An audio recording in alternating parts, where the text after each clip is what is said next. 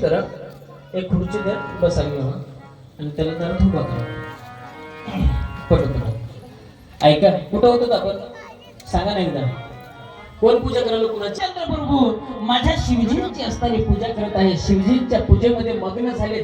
शिवजींच्या लक्षात आलं दररोज असणार काय 1000 कमळ असणार. कोण वाहतंय मला? रामचंद्र प्रभू. अहो 1000 कमळ 1000 पुष्प दररोज असणारी मला वाहतंय. यांचं एकदाची परीक्षा घेतली पाहिजे. कोणाच्या मनात आलं? बोला ना माझ्या पटपट. कोणाच्या मनात आलं? गणपती बाप्पाचा जन्म करायचा पटपट बोला. कोणाच्या मनात आलं? शिवजींच्या मनात आलं दररोज असणार मला 1000 कमळ वाहतो. एकदा याची परीक्षा घेतली पाहिजे. शिवजी प्रभू रामचंद्र पूजेत मग्न आहेत, ध्यानस्थ आहेत. पूजा एक कमळ घेऊन असणार त्या शिवलिंगावर अर्पण करतायत. एवढ्यामध्ये शिवजीनं एक कमळ त्यातलं काढून घेतलं. किती राहिले? 1000 मधून एक गेलं. किती राहिले? 999 राहिले. एवढ्यामध्ये एक कमळ घ्यायचं, अर्पण करायचं, दुसरं घ्यायचं, अर्पण करायचं, तिसरं घ्यायचं, करत करत 999 झाले. एक कमळ बघितलं. प्रभू रामचंद्राच्या लक्षात आलं अरे यात कमळच नाही. पण 1000 जर नाही झाले तर माझी विधी पूर्ण होणार नाही. लक्षपूर्वक ऐका कथा. 1000 कमळ जर झाले नाही तर माझी विधी पूर्णत्वाला जाणार नाही. आणि कमळासाठी जर मी उठून कमळ आणण्यासाठी गेलो तरी माझी विधी मोडली ना. मी जर कमळ आणण्यासाठी गेलो तरी विधी मोडली आणि नाही उठलो तरी विधी मोडली, उठलो तरी माझी विधी मोडली. लक्षात आलं काय? लक्षात आलं मी दररोज भगवंताला 1000 कमळ वाहतो. ह्यात सुद्धा 1000 कमळ आहेत. याला नेत्र कमळ म्हणतात, याला श्री कमळ म्हणतात, याला हस्त कमळ म्हणतात, याला पाय कमळ म्हणतात, नाही का? हे सुद्धा कमळ आहेत. लक्षात आलं विधी पूर्ण होत नाही. आता मात्र ऐकायला रामचंद्र प्रभू भगवंत माझ्या ऐकायला तयार नाही. एवढ्यामध्ये असताना माझ्या भगवंताने आपला एक डोळा काढला आणि त्या शिवजीच्या पिंडीवर अर्पण केला. लक्षात येते का तुमच्या कथा? एक डोळा काढला आणि अर्पण केला. अर्पण केल्यावर लक्षात आलं काय? एक कमळ कमी पडलं ना तर हे सुद्धा एक नेत्र कमळ आहे. एक नेत्र त्याला पाहिलं. आम्ही ते एका अभंगात फार सुंदर म्हणतो, तुम्हाला प्रमाण पाठवलं तुम्ही. कमळ नयना कमळापती. वेगळं नाव कसं आलं नसेल? कमळ नयना कमळापती, नाही का? एक प्रमाणच आलंय त्याचं, नाही का?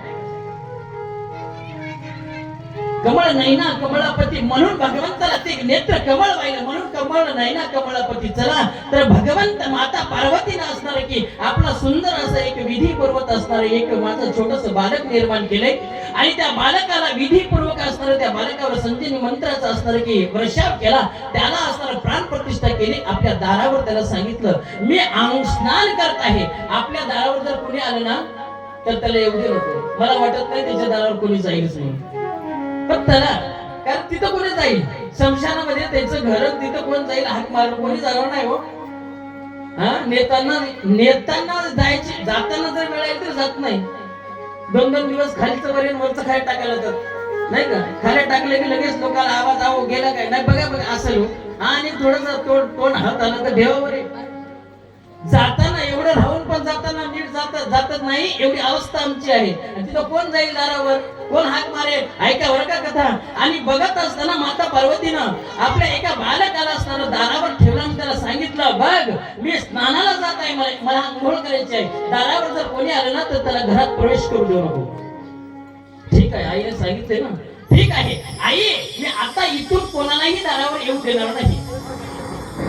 आईनं सांगितलेलं वाक्य ऐकलं बाळानं. आईला सांगितलं आई मी आता इथून कोणाला दारावर येऊ देणार नाही. आहेत का?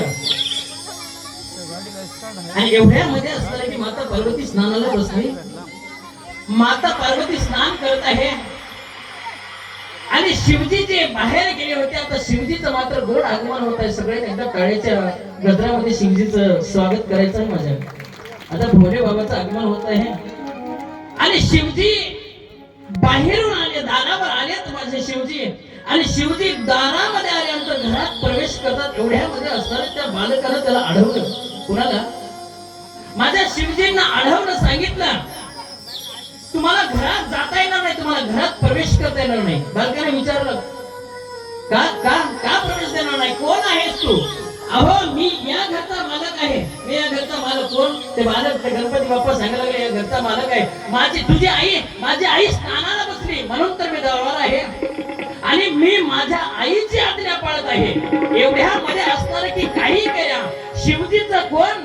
शिवजीच असणार तो बालक छोटासा ऐकायला तयार नाही. एवढ्यामध्ये असणारा दोघात घनघोर युद्ध झाला असणार की सुरुवात झाली महाराज. दोघांमध्ये असणारा घनघोर युद्ध होत आहे. एवढ्यामध्ये घनघोर युद्धाला सुरुवात झाली. एक छोटासा बालक आहे. शिवजी क्रोधामान झालेले आहेत आणि शिवजीनं असणार एक असणारा त्रिशूळ काढला आणि त्या बालकाच्या असणारा मानेवरती वार केला आणि वार केल्या केल्या असणार की त्या बालकाचं शिर छेदन झालं महाराज. पार्वतीला बसला आणि शिर छेदन झालं महाराज. आणि त्याचा आवाज असणार की आई म्हणून एक आवाज आला आणि माता पार्वती दौरावर जाऊन बघते तर काय मी केलेल्या बालकाचा सुद्धा रक्ताच्या धारोळात माझं बाळ पडलेलं आहे. रागात असणारी माता पार्वती शिवजींना विचारते, शिवजी हे काय केलं स्वामी तुम्ही? हे माझं बाळ आहे, तुम्ही हे काय केलंय? तुम्हाला सांगतो, तुम्हाला घरात जर प्रवेश करायचा असेल ना तर माझं हे बाळ जिवंत करा. काय करा? माझा बाळ जिवंत करून द्या. मी ह्या बाळाशिवाय राहू शकणार नाही. आई आहे आणि आईने हट्ट केला माझ्या शिवजीकडं, माझ्या भोले बाबाकडे हट्ट केला की याचा प्राण वाचवला पाहिजे. याचं तर जी शिर उडवलं ना ते कुठंतरी वेगळं जाऊन पडले. लक्षपूर्वक ऐका. आणि दंड असणार की समोर पडलेलं आहे. आता मात्र क्रोधामान झालेली माता पार्वती शिवजींना सांगत आहे, जोपर्यंत याचा तुम्ही शिर याला लावणार नाही तोपर्यंत घरात प्रवेश नाही. प्रश्न पडला हो. लक्षपूर्वक कथेत लक्ष द्या. तुमच्या लक्षात येईल कथा फार महत्वाची आहे. आता शिर दंडापासून वेगळं झालेलं आहे. एक छोटस बाळ पडलेलं आहे. हे शिर कुठं गेलं? बोला ना माहिती. आरती करायची आहे पटकन बोला. शिर कुठं गेलं? तूच सांग. दंड कुठं पडलं तूच सांग. बरं का आणलं ते हत्तीचं? ते हत्ती कोणाचं होईल? ते हत्ती कोण होईल? ऐका बरं. आईने हट्ट धरला. शिवजीने सांगितलं रडू नकोस, याला जिवंत करणार आहे. ऐका बरं, कथा फार पाठीमागे येते. आता लक्षपूर्वक ऐका, तुमच्या लक्षात येईल कथा. एकदाच्या समयाला दुर्वास ऋषीनं इंद्रांच्या गळ्यामध्ये, लक्षपूर्वक ऐका कथा, एकदाच्या वेळेला एका समयाला दुर्वास ऋषीनं त्या इंद्रदेव एका येत असताना त्याच्या गळ्यामध्ये एक पुष्पहार टाकली. कोणाच्या गळ्यात? बोला ना पटपट. कोणाच्या गळ्यात टाकली? इंद्राच्या गळ्यात. कोणी? एका साधूने टाकली. आणि ते पुष्पहार टाकल्या दुर्वास ऋषीने पुष्पहार टाकली. त्या पुष्पाचा अपमान केला. कोणी? इंद्राने. ते गळ्यातले हार काढले, पुष्पहार काढले, फेकून दिली. ते पुष्पहार कुठे जाऊन पडली? माय भागवत किती वेळा ऐकलं. ते पुष्पहार कुठे जाऊन पडलं? ऐरावताच्या पायाखाली. आणि त्या ऐरावताच्या पायाखाली गेल्यानंतर एक जणांनी ते हार उचलली आणि एका हत्तीच्या कुठं गळ्यात ती सोंडामध्ये ती हार टाकली. तोच हत्ती असणारा कोण? माझ्या शिवजीने, माझ्या भोले शंकरांनी सांगितलं काय? माता पार्वतीला विनंती केली काय करावं? हा पुत्र तुला म्हणजे काय करायचं? जिवंत करायचा ना? ठीक आहे, मी नक्की करून देईन. हा पुत्र मला तशाचा तसा मला पुत्र पाहिजे ना. काही मला माहित नाही याचं शिर कुठे गेलं असेल माहित नाही, कुणाचंही लावावं, पण हा माझा बालक, हा माझा बाळ मला आज मात्र पूर्णत्वाला आलेलं पाहिजे. जसा मी केला होता तसा पाहिजे. आईनं असणार की त्या ठिकाणी सांगायला सुरुवात केली. महाराज त्रिभुवनाचा सहार त्या ठिकाणी माझ्या शिवजीनं बघितलं. नाही हो, अनंत ठिकाणी बघितलं. लक्षात आलं. दुर्वास ऋषीनं सांगितलं. कथा फार महत्वाची आहे. भागवत कथेमध्ये सुंदर याचं प्रतिपादन. दुर्वास ऋषीनं सांगितलं या बालकाला जर लावायचं असेल तर साधूचाच प्रसाद असला पाहिजे. महत्वाचं आहे ना. याला जर जिवंत करायचं असेल तर संतांचा कृपा प्रसाद असला पाहिजे. याला जिवंत करायचा असला तर भगवंताची कृपा असली पाहिजे. सांगितलं दुर्वास ऋषीनं मुनीनं की जी हारी गळ्यात टाकली गेली ना त्याच हत्तीची सोंड त्याच हत्तीचं असणार की काय आणलं पाहिजे. एकदा टाळ्याच्या गजरामध्ये महाराजांचं स्वागत करा. आणि सांगितलं काय आईने विनंती केली की बाळाला जिवंत करा, माझा बाळ जिवंत झाला पाहिजे. माता पार्वतीला त्या ठिकाणचं असणार केली कोण? त्या हत्तीचं, त्या दुर्वास ऋषीने जे हार टाकली त्या याला फेकून दिली, ऐरावताच्या पायाखाली गेली आणि तीच हार ज्या गळ्यात पडली त्याच हत्तीचं सोंड माझ्या बालकाला आणून बसवलं आणि तेव्हापासून त्याचं नाव गजानन पडलंय. तेव्हापासून त्या माझ्या गणपती बाप्पाचं नाव गजानन पडलं. अशा प्रकारे गणपती बाप्पाचा जन्म आपण बघितला. आज इथं कथेला आपण पूर्णविराम देणार आहोत. उर्वरित कथा फक्त या कथेचं वर्णन एवढं सुंदर आहे. जर एखाद्या संतांनी दिलेला आशीर्वाद, भगवंतांनी दिलेला आशीर्वाद तो पूर्ण केला जातो. आणि तीच हार टाकल्यानंतर त्या इंद्रानं हार ती फेकून दिली होती, बरोबर ना? आम्ही बरोबर आहे ना? ते हार फेकून दिली ती इंद्रानं. त्या इंद्राला शाप दिला होता दुर्वास मुनीने, बरोबर? तू हे हार फेकून दिली ना, इथून तू निर्धन होशील, तू धन तुझ्यापाशी राहणार नाही. इंद्राला दिलेला शाप. तेथून एक कथा येते त्याच्या पुढची. मग समुद्र मंथन केलं, ते विषय भागवतामध्ये येतो. आणि अशा प्रकारे ज्या हत्तीच्या सोंडामध्ये पुष्पहार पडली त्याचं मुख आणून माझ्या बालकाला असलं की गजाननाला बसवलं, त्याचं नाव गजानन पडलं. एवढा सुंदर असणारा कथा भाग आम्ही या ठिकाणी श्रवण केलेला आहे. आता एक आभार घेऊया आणि आरतीकडे बोलूया.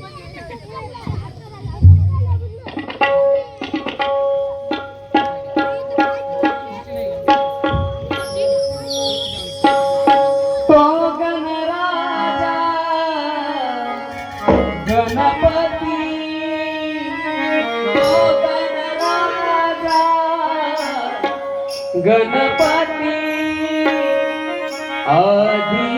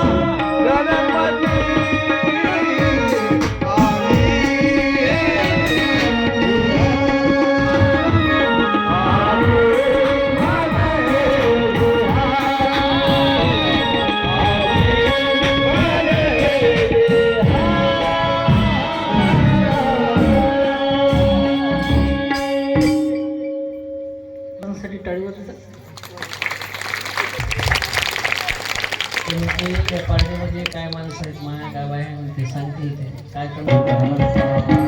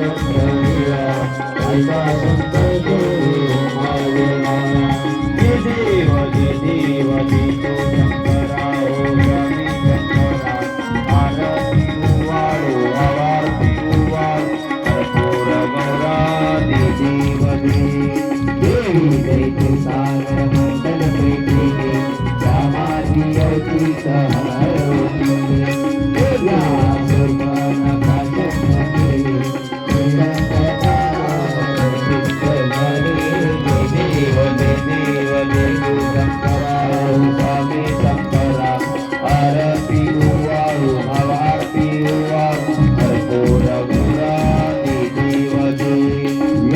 बर बर